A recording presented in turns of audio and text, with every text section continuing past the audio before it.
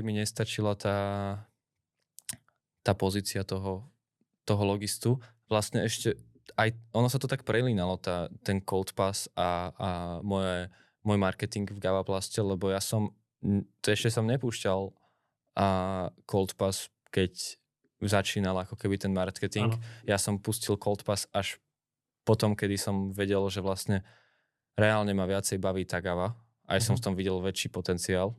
Tiež bolo také zvláštne, že to bol vlastne rok 23, kedy bola dosť kríza.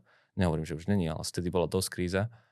A pamätám si, že proste som sa cítil trochu hlúpo, že som tu ako keby, že nástupca syn a v Gave riešim si svoj projekt nejaký. Áno, stihol som riešiť reklamácie a stihol som riešiť toto, ale tí ľudia videli, že stávam kaďu a že sa tam chodím ráno otužiť a že riešim kadečo.